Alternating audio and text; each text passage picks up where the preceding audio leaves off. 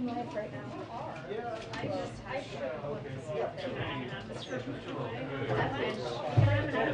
Which is satisfying. Yeah. This is all part of the technical.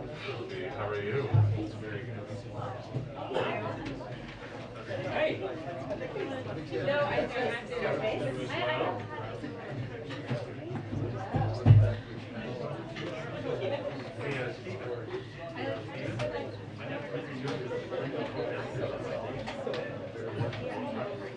I ate a banana and crushing it.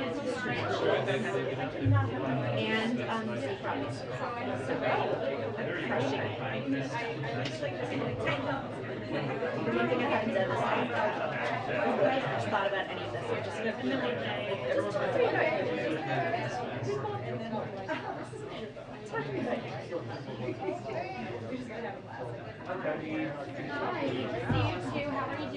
Hi, everyone. Hi, Jen. Okay, so we are thrilled to have a very special guest with us today on Jobs Day. A remarkable Jobs Day it is. Dr. Cecilia Rouse, Chair of the Council of Economic Advisors. Because we're running a bit late, she has a very small window, but has agreed to take a few questions and also to come back. And then we will have a briefing as long as we can. And for those of you in the pool, we will keep you updated as well. So with that, I'll turn it over. Good afternoon. So I really appreciate this opportunity to talk about today's job report, as this is a bright spot and a sign of our strong labor market recovery over the past year. The February jobs report is extremely solid. The economy added 678,000 jobs in February, well above market expectations. Revisions to the prior 2 months added over 90,000 more jobs than originally reported, with an average monthly gain of 582,000 over the past 3 months. Other data demonstrate our strong economic rebound. The unemployment rate ticked down to 3.8%, and the labor force participation rate ticked up, reaching a new pandemic high.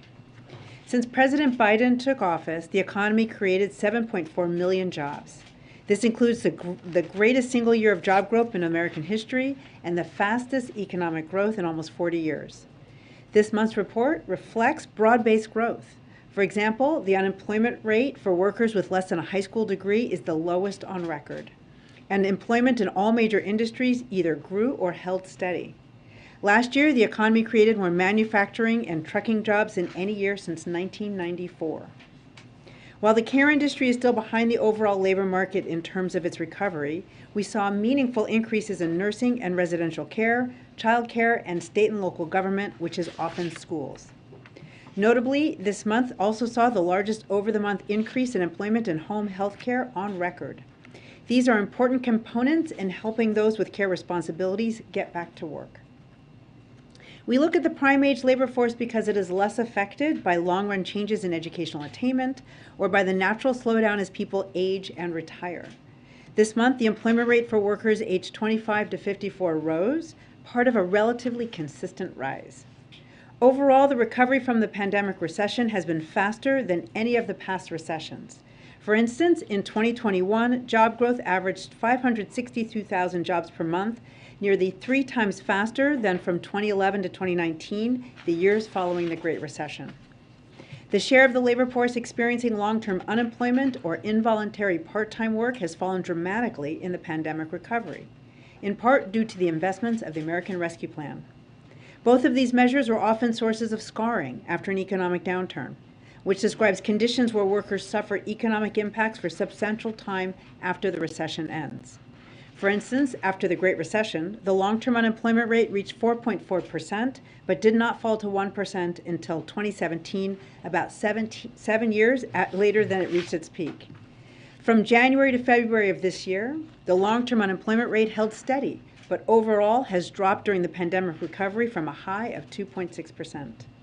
We also know that one way scarring can affect workers is through increasing share of workers who cannot get all the hours that they want because they cannot find a full-time job or because business conditions are weak. But similar to the long-term unemployment rate, this measure has seen rapid recovery. The percent of the labor force that is working part-time for economic reasons ticked up in February to 2.5%, but remains below its level in February 2020. Monthly employment and unemployment data can be volatile, and payroll estimates can be subject to substantial revisions. Therefore, it's important to focus on trends rather than data in a single month, which is what the administration stresses every month. Thank you, and I'm happy to take questions. Trevor. We've seen a fairly substantial slide in the stock market this year. We've seen rising oil prices. Those are obviously pressures on the economy. Do you think that if those trends continue, that they will reverse the gains that you've seen?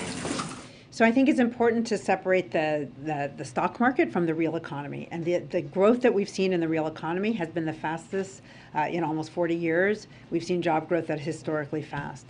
Obviously we are monitoring the financial sector. The actions of the Federal Reserve play a key role there, and obviously the tensions and the invasion of Russia of Ukraine is having an impact there. So we are monitoring, we are impacting, but quite honestly, we go into 2022 from a position of economic strength.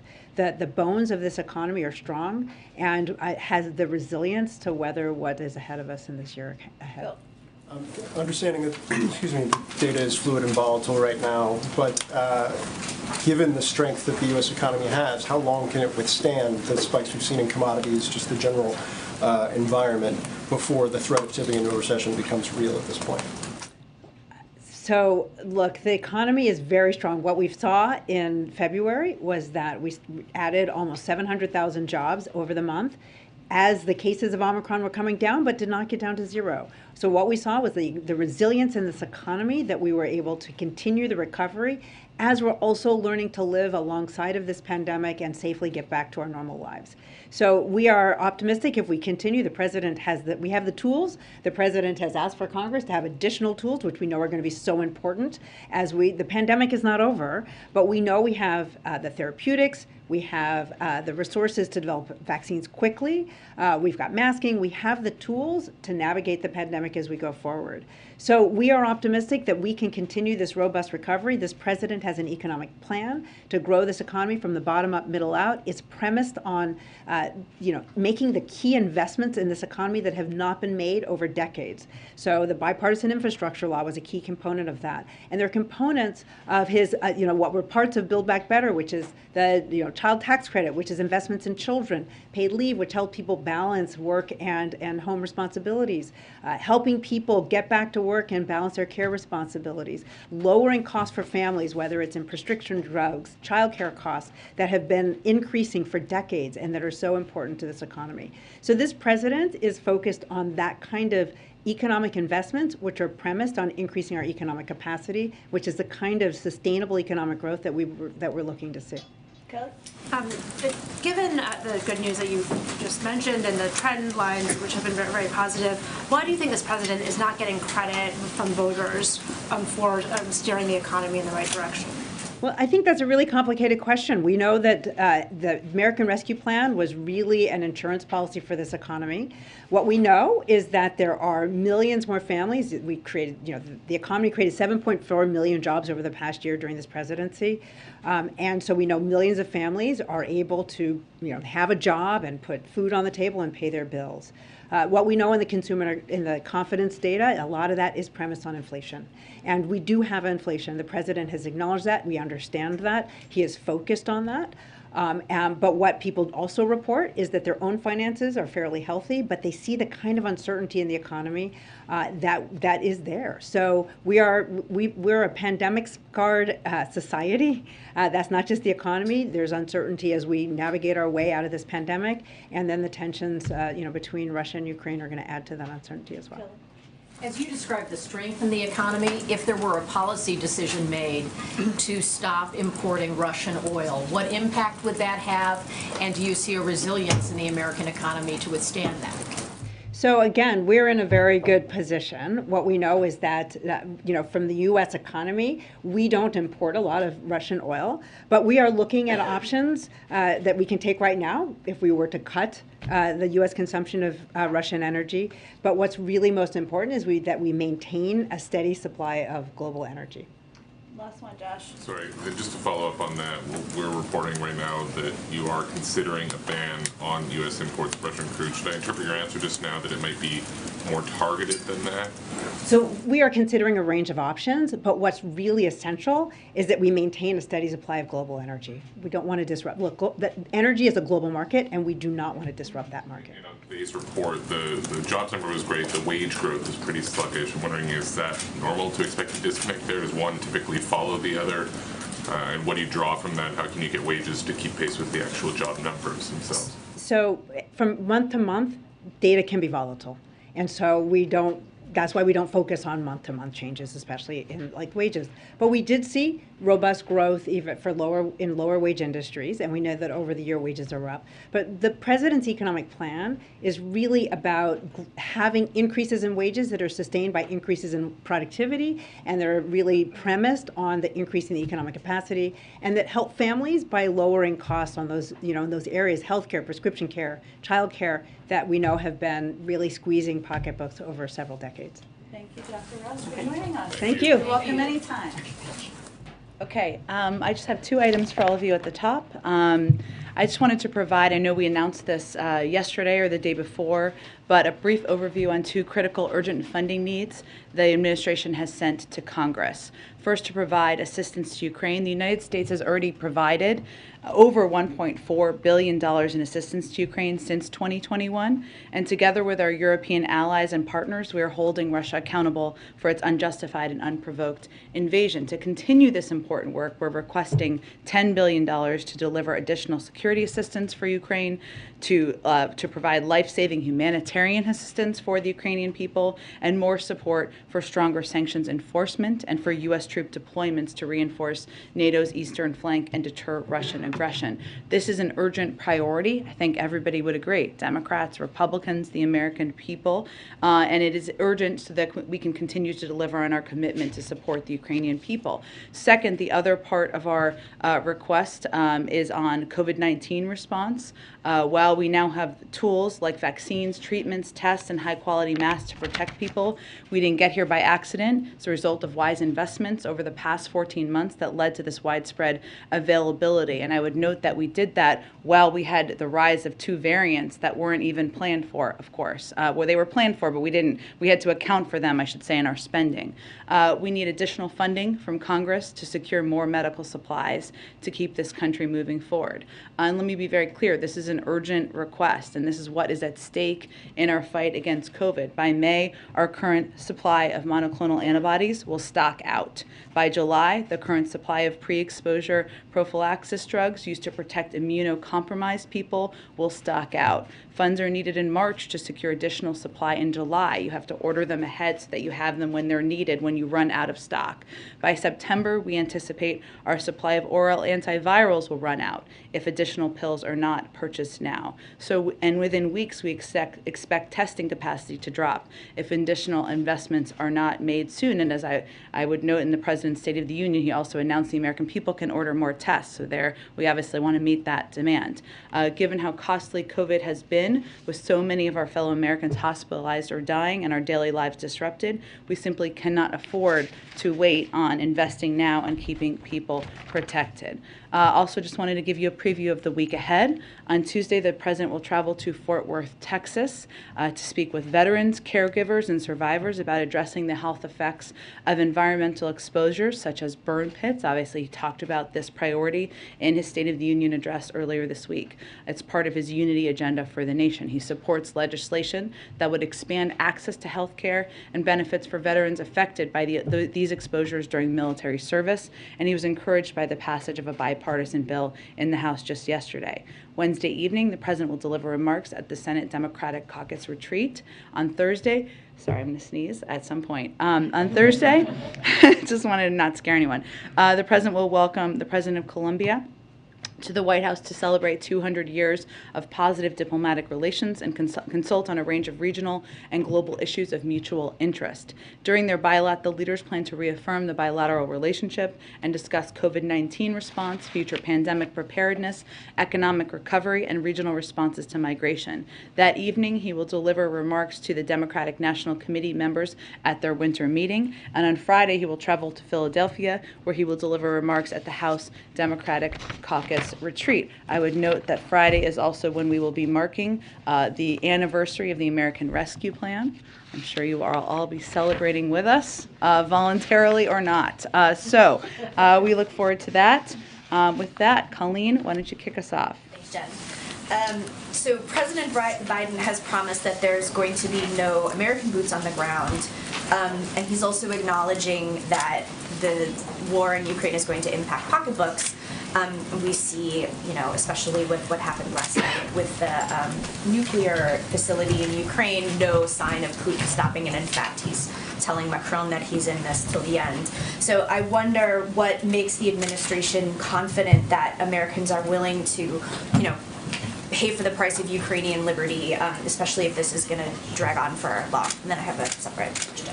Sure. Well, to be very clear, and I think you all heard the president convey this in his speech the other night, the reason why we are seeing volatility in the global oil markets, the reason why the price of gas is going up, is not because of steps the president has taken. They are because President Putin is invading Ukraine, and that is creating a great deal of instability in the global marketplace. So what we are trying to do, and what the president is focused on doing, is taking every step we can to mitigate the impact of that. Obviously, he announced the release of more oil from the Strategic Petroleum Reserve, did that in a coordinated way. We have a range of options on the table we are considering. But where we are at in this moment is certainly we are taking steps to stand up for democracy versus autocracy, stand up to the actions of a brutal dictator. But it is because of his actions that we are in this circumstance. One other question on the Supreme Court reinstating the death penalty for Boston bomber. Yeah. I wondered, I know there's a moratorium, on the death penalty the DOJ has put in place, but are there any other actions planned or any other steps taken to keep the president's pledge to end the death penalty? Well, the president certainly supports the Attorney General's decision to issue a moratorium on federal executions while it conducts a comprehensive review of the practice. And that practice and process is ongoing. And the president has expressed before that he has deep concerns about whether capital punishment is consistent with the values that are fundamental to our sense of justice and fairness. Obviously, I can't. This is a case that the Department of Justice could certainly speak to, but I would just say that President expressed horror at the events of the Boston Marathon bombing at the time. He believes that Tsarnaev should be punished for responsibility in the murder of 3 innocent people at the marathon, for wounding dozens of others, and for his role in killing 2 police officers who were attempting to bring him and his brother to justice. And he knows the deep pain that his crime caused. As the president said at the 1-year commemoration of the bombing, quote, "I know that no memorial, no words, no act can fully provide the solace that your heart still yearn to acquire." He has made clear, as I noted, his grave concerns about capital punishment as implemented, but he respects the process and the ongoing review that is being led by the Department of Justice and the Attorney General. Go ahead. Thank you. Overnight, we saw the Russians attack this nuclear power plant last night. The U.S. Embassy in Kyiv noted on Twitter, it is a war crime to attack a nuclear power plant. Putin's shelling of Europe's largest nuclear plant takes his reign of terror one step further. So just to be clear, is it now the position of the U.S. government that Putin has engaged in war crimes? Well, we have an internal review that's been ongoing prior to last night to collect evidence and data of the targeting of civilians, of the reported use of horrific weapons of war on the ground in Ukraine. That's an ongoing process. We have not made conclusions. It's a legal review and a process that goes through the administration. What I will say is that the intentional targeting of civilians or civilian objects would be considered a war crime, even as we are assessing that.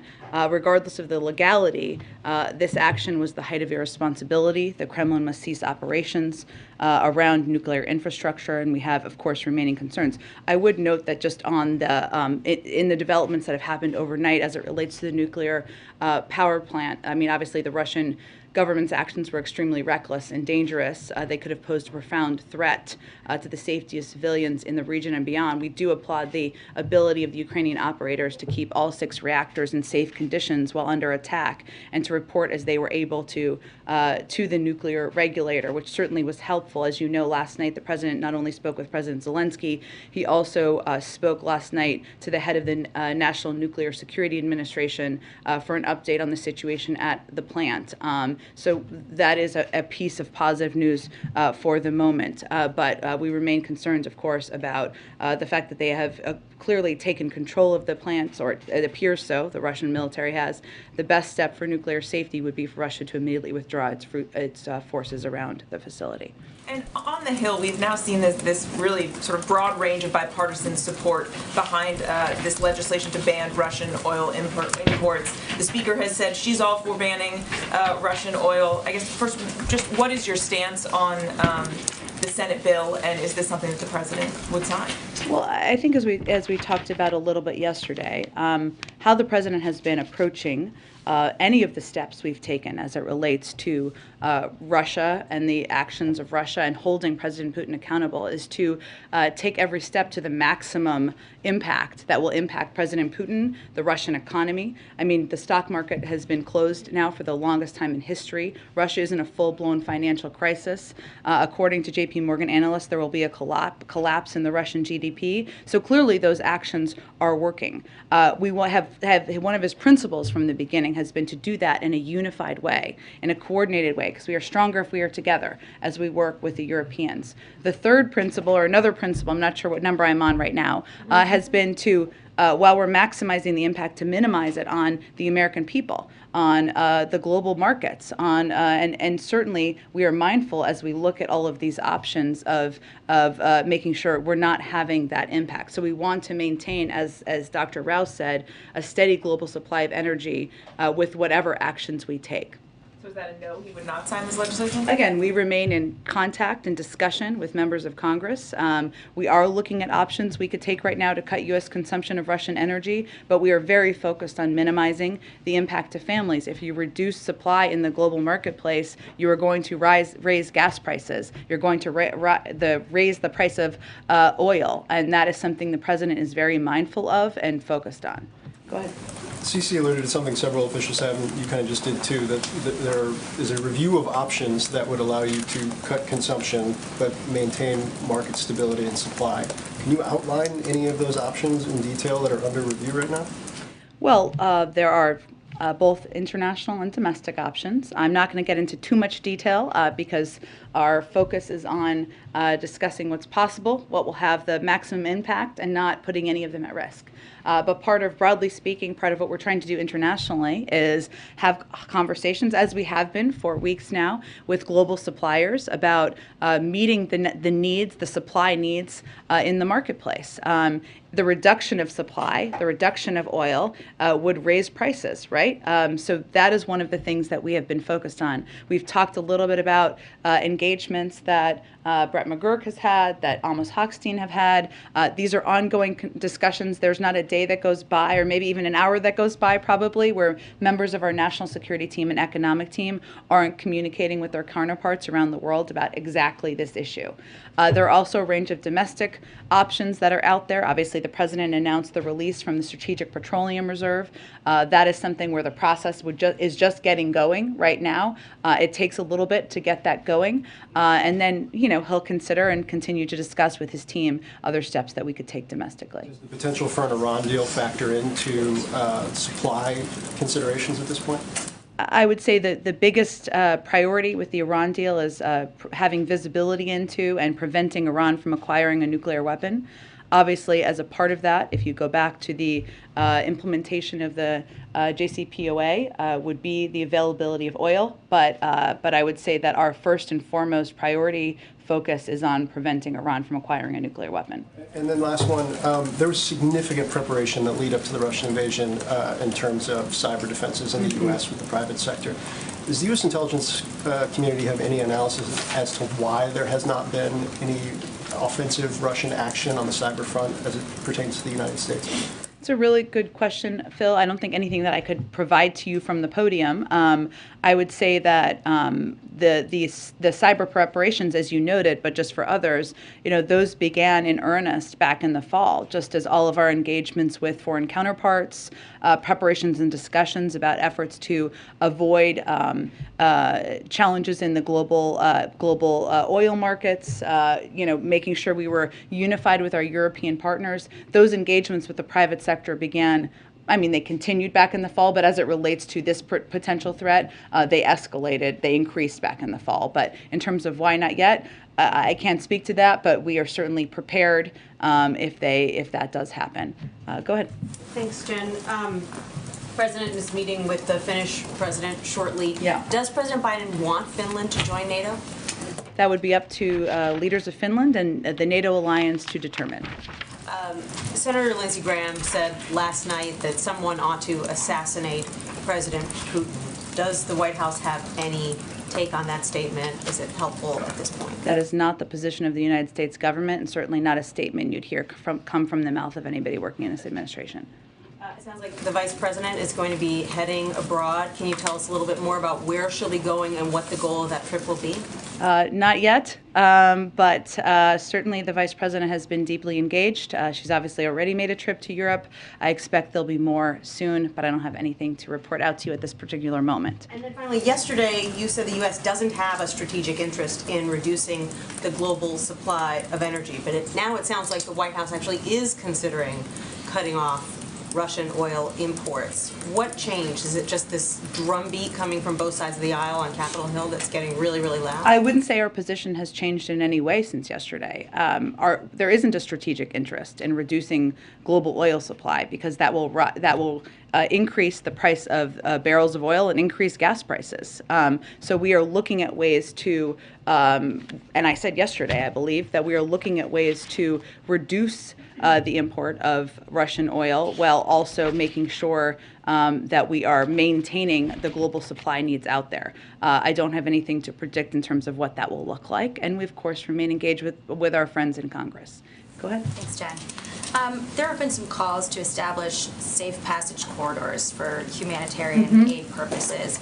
Is that something that the U.S. is at all working on? And then how would it be enforced? Because in 2014, the Russians killed a whole bunch of Ukrainians who were trying to flee in a similar fashion. Well, we are in close contact with Ukrainian leadership to support their efforts, and you're absolutely right. Humanitarian corridors are absolutely critical to help evacuate civilians, provide urgently needed humanitarian aid such as food, water, medical supplies to ensure civilians can travel safely. We've seen and continue to see devastating attacks on cities and infrastructure, including schools, hospitals, and houses that are catastrophic at the hands of the Russian military. So what we need to see is sincerity about the implementation of humanitarian access, work to establish that quickly. In terms of the implementation of that, I don't think I have any more details to convey here, but I think obviously saying you're going to do humanitarian corridors or conveying an openness to that, to your point, is very different from allowing food, water, medical supplies, and civilians to move, and certainly there would need to be an implementation component, and they would need to take the implementation of it seriously. Is that something that then the U.S. is going to discuss with NATO about potentially getting involved in doing? I just don't have more details on the implementation for you to outline from here, but certainly, the establishment and of humanitarian corridors, the implementation of it, the Russian leadership taking that effort seriously would be something we would welcome. And then following up on Phil's question about the cyber attacks. obviously it didn't happen leading up to the invasion, but do we have, as the U.S., a capability of knowing whether or not they tried to do something like that? We have a range of capabilities. I'm not going to get into them from here. And then what happens if, you talked about the legal reviews happening for the war crime element earlier. What happens next if the review finds that Putin did commit war crimes? Then what happens? Well, there's a range of means. I would say first, well, we have our own internal review going on, and if we and as we continue that, we will provide any information to both the International Criminal Court, the UN, other entities that are investigating from an international standpoint. We also helped pass a resolution at the UN Human Rights Council to establish a commission of inquiry, which would be an entity where we could provide information that could support future investigations and also determine, to your question, I think, accountability measures.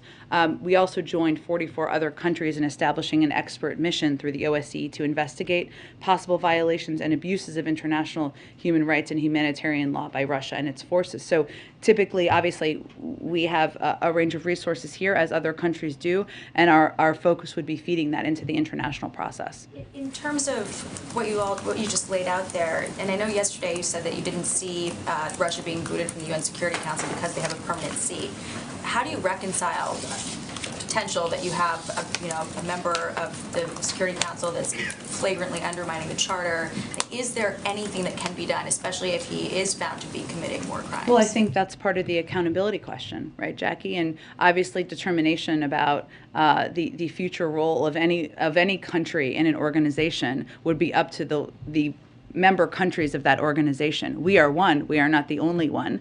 But certainly accountability would be a part of that process. Because it would be a concern for the U.S. or for the UN, for their, sort of, for everything they stand for to have. I think the UN has been, and the vast majority of countries in the UN have been incredibly aligned and outspoken about the horrific and barbaric actions that they have seen by the Russian military and at the direction of President Putin on the ground. One last one. Zelensky said yesterday that he felt like the whole world was too late. What's the president's response to that? I would say that, President Zelensky has been standing up courageously and bravely in a moment where his country, his own security, his own concerns about his security are understandably under threat. The United States has been working for months to build a global coalition that will hold President Putin accountable. We have been providing a historic amount of security assistance, military assistance, humanitarian assistance, economic assistance to President Zelensky and the Ukrainian leaders, and we will certainly continue to stand by his side. Go ahead, Kelly. Can you give us any sense of a timeline or a triggering event that would result in this policy change regarding Russian oil and any decisions that may be forthcoming? Is that imminent, or is there something that, is there an outside event that you're waiting for? I wouldn't say, Kelly, it's an outside event. I think our continuing concern continues to be, everybody wants to hold President Putin and the Russian leadership accountable. Everybody supports the efforts that President Biden has been leading around the world to put in place crippling financial sanctions, and they have had an enormous impact. But what we are also mindful of is not taking steps that would have the impact of raising energy prices, raising oil prices, raising gas prices for the American public. And we also are mindful of doing things in a way that is unified with our partners around the world. Can you speak to how the president has steeled himself, hardened himself, if you will? He's made a commitment not to put American troops in a military position in Ukraine. You've outlined all the steps the U.S. and allies are taking, but he's also watching what is happening, as are many Americans who are concerned about the atrocities that are taking place, the loss of life, the civilians that are being affected. Does the U.S. just watch this get worse? Is that what we should all be prepared for? I would just argue we're hardly watching. We have provided $1 billion in military and security assistance, including a range of defensive weapons that we have expedited delivery to the Ukrainian leadership and Ukrainian military. We have been the largest provider of economic and humanitarian assistance. We have rallied the world to stand up against President Putin. We are not watching. The president is leading the world in responding to this. However, He is not going to put U.S. military, men and women serving, on the front lines of battle in Ukraine to fight Russia. That has never that has never been his plan, never been his policy, and he has no intention of doing that. Go ahead. Understanding it's not the position of the U.S. government, what Lindsey Graham said last night. What Lindsey Graham did suggest is that there's no peaceful resolution here while Vladimir Putin is still in power in Russia. Does the president share that view? The president believes there continues to be a diplomatic path forward. That is the path forward that will help resolve what we're seeing on the ground. President Putin has the ability to de-escalate.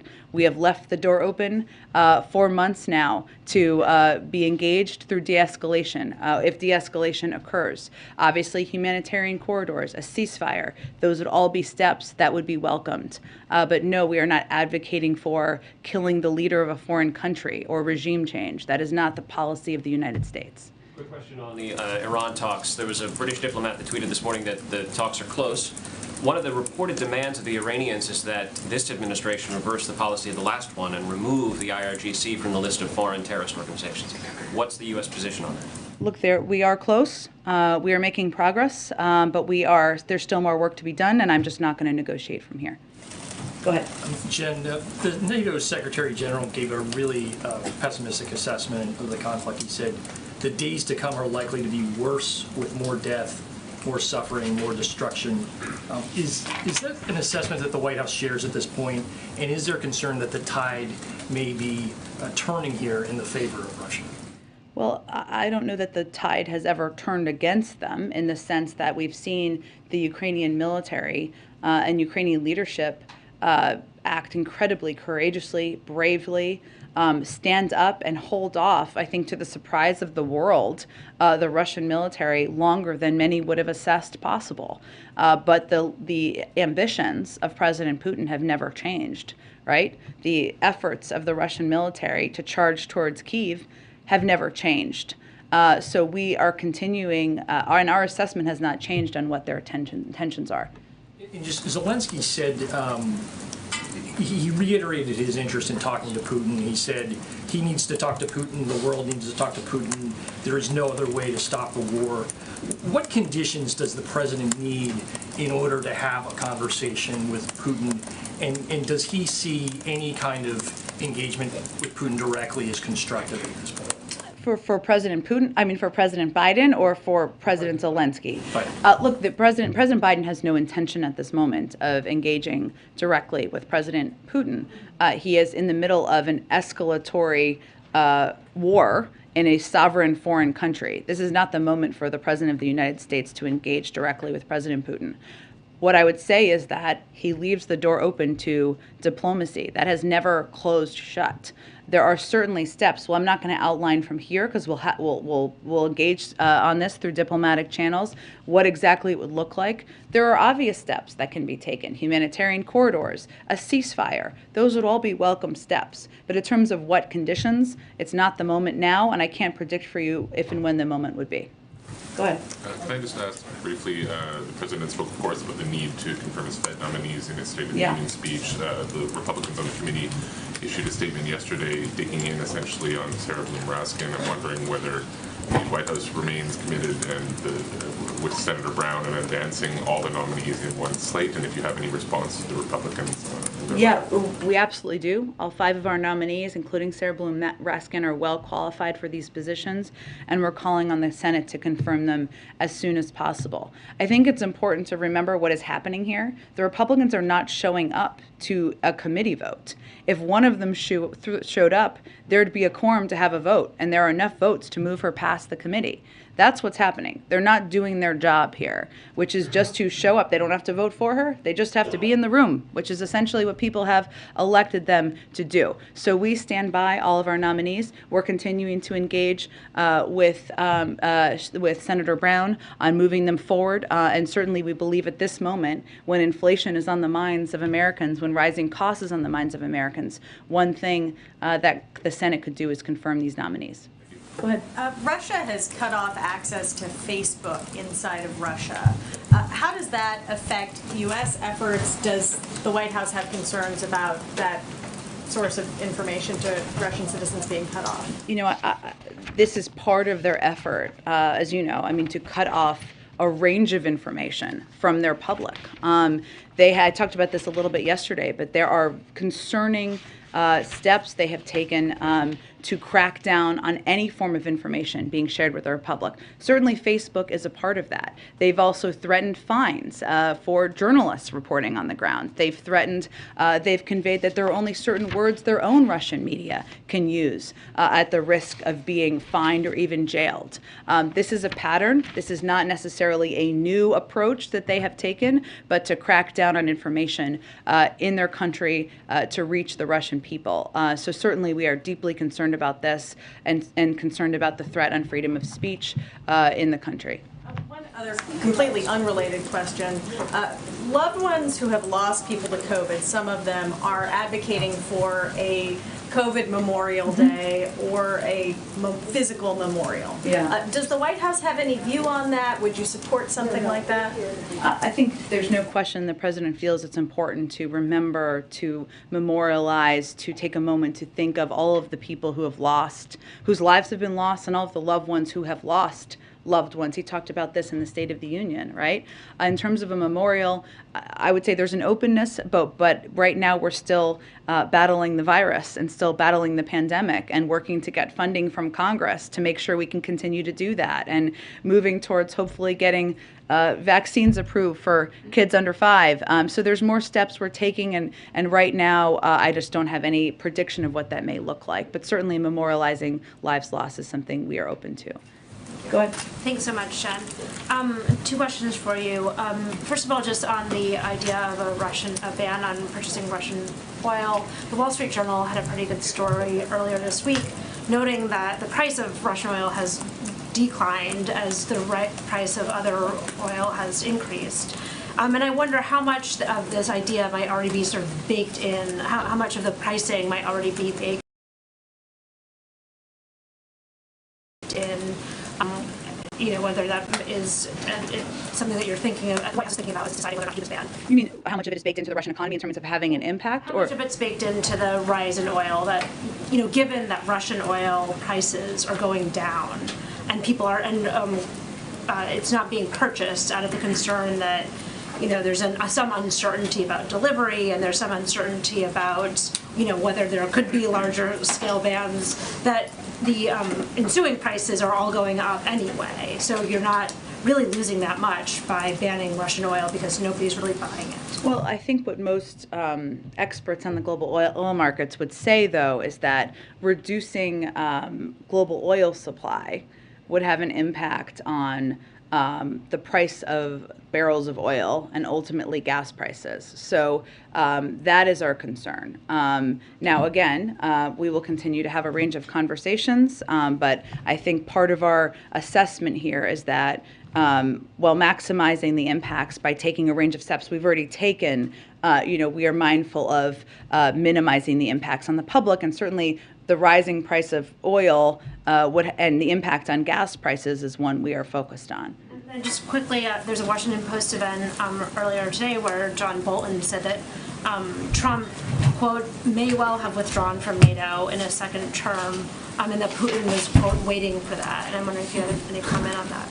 Well, I think that's, I saw those comments. Another reason why the American people are grateful, the majority of the American people, that President Biden has not taken a page out of his predecessor's playbook as it relates to global engagement and global leadership, because certainly we could be in a different place. I mean, there's no question that the strength and unity of NATO has been a powerful force in this moment, and it may take longer time to have the hopeful impact, but that is the strengthening of NATO. We think is unquestionably good for our security here in the United States and for the global security. Go ahead, Joe.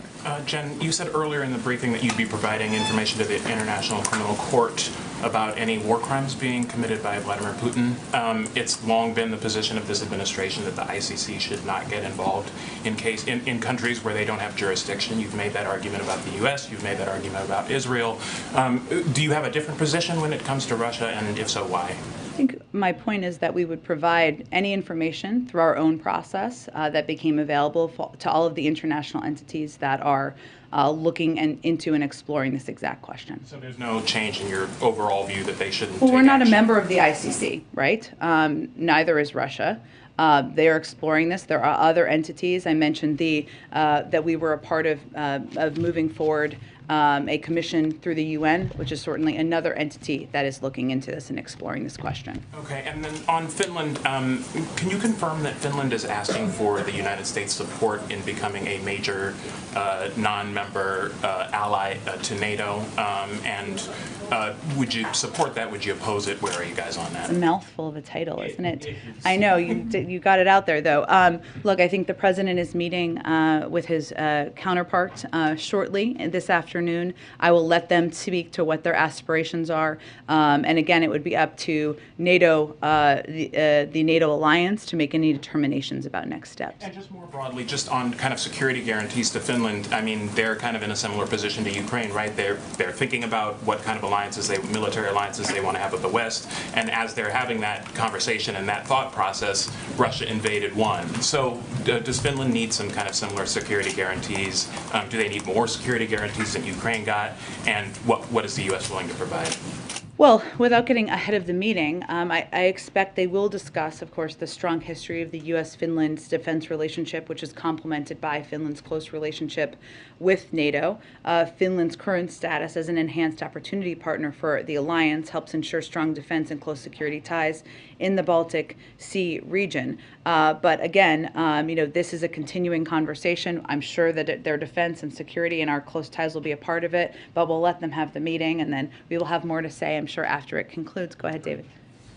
Just following on the Finland thing briefly before I get to my question, I think the phrase is a major non-NATO ally, and that is something the U.S. can designate by itself without having to go to NATO. As you suggested, Pakistan, for example, is a major non-NATO ally. Is that something that we are considering in Finland's case?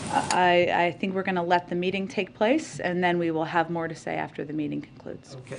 On your answer before on Iran, has the president reviewed the current draft agreement?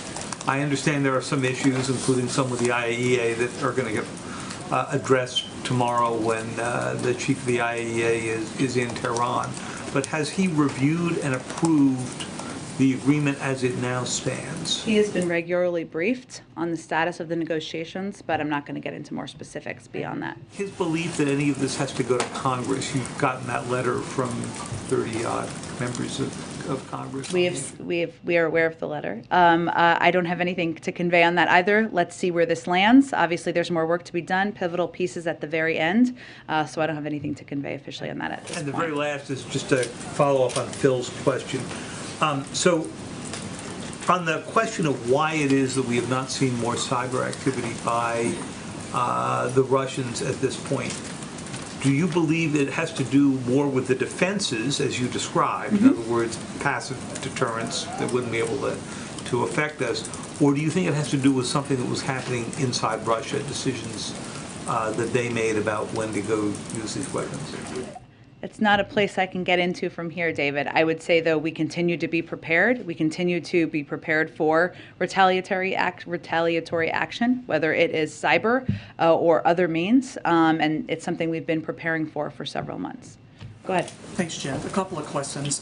President Zelensky said yesterday that if the West is unwilling to put in place a no-fly zone, it should at least provide Ukraine with warplanes so it can defend itself. Is that something that the U.S. is considering? We have provided a range of security and military assistance, including defensive assistance. We've recently provided helicopters that I think my defense colleagues confirmed earlier today or yesterday, but I don't have anything in addition to predict on that front. Okay, and on a different topic, Ron Klain was on a podcast yesterday, and he suggested that the president was considering further extending the student loan moratorium, which expires in May. What can you tell us about that? When can we expect a decision? And is he looking at another 90-day extension? Or? Certainly understand your question. That is obviously something we will continue to assess and review as we get closer to May. Typically, there's a period of time where you need to make a decision, or you at least need to convey to the lenders what they should prepare for, but I don't have anything to predict at this point in time. Go ahead, Karen. Thanks, Jen. Since the mask rules here have changed, It's like hearing your voice on the answering machine. Go ahead. since the mask rules at the White House have changed this week, has there been any change to the testing protocols for the president? How regularly is he getting tested for COVID? There have not been changes to the testing protocol that I'm aware of. I would note that for all of us, we are still tested. If you see the president, you're tested that day. If you're not going to see the president, everybody is on a different version of a testing protocol. Been tested since Tuesday night State of the Union? Let me check, and we will get the answer back out to all of you after the briefing. Go ahead. Ukraine asked for foreign reinforcements. What's the White House position on volunteer international fighters who want to go to Ukraine? Would you encourage Americans to go there to fight, or would you rather warn because they are not protected by Geneva Convention, and maybe also it would play in the hand of Putin's narrative of... Well, our guidance continues to be that American citizens should not travel to Ukraine for any reason, so that's where it stands. Go ahead. Thank you so much. A very factual question first. Could you maybe give us the exact number of how many Russian people and entities have been sanctioned by the United States, and how it compares to the European Union, where altogether 680 people and 53 entities have been subjected to... I'm sure we can get you that. I don't have it at my fingertips, but let us get that to you after the briefing. Another one on oil imports again. Sorry about that. Do I understand it right that the United States really won't take that decision unless the Europeans take a similar decision, because Europeans rely way more heavily on Russian gas? And is there this idea that making that decision from here would somehow, not work well with allies? Well, we have from the beginning taken steps in coordination with our allies and partners in Europe, and that continues to be the first principle for the president. And obviously, as we're making any decisions in this space, that would apply. But also, what also applies to this space is our focus, and I think the focus of the Europeans as well, on not taking steps that would create increased volatility in the global oil markets, increase the price of oil, a barrel of oil, or increase gas prices. So we're looking at all of that. Go ahead. Oh, good. Okay, guys, it's got to be the last one. Go ahead. Quickly then, so would the president then welcome Iranian oil coming into the United States in order to increase that supply? Again, there's not a deal at this point in time. While we're close, we're not there. So if and when we get to that point, we can speak to that question. One more. So yesterday you said, less oil supply. You said it again today. It raises prices, and you said so I asked the American Petroleum Institute about those 9,000 leases that you've been talking about. The president and CEO of that group says that a lot of policies that have been put in place by this administration, including a ban on new development of federal lands and federal waters, is really hindering American energy development during a critical time. Also, he says the royalty fees increasing on drilling discourages investment. So are there any plans to reverse any of these policies to encourage investment? I think he may have avoided your question. I mean, because the fact is that onshore alone, as of the start of this year, the industry had more than 9,000 unused approved permits to drill in the United States. I didn't hear him speak to that in particular. And of the more than 37 million acres under lease offshore and onshore to the oil and gas industry, nearly 60% are currently non-producing. Now, obviously, our view on drilling over the long term is different, I would suspect, than the person you spoke to, which is that what overall we need to do here is reduce our dependence on oil. Europeans are doing that, we're doing that, and I think what we're all going through now in this discussion of banning oil imports and the volatility in the global markets, oil markets, is a reminder of that. So, but there's no shortage of drilling leases that can be used domestically to enhance production in this moment. The oil and gas industry is literally sitting on stockpiled leases and permits. Thanks, everyone. Okay. I'm sorry. I think everybody has to wrap and go to the next engagement here. But see you all on Monday or later today. Thank you.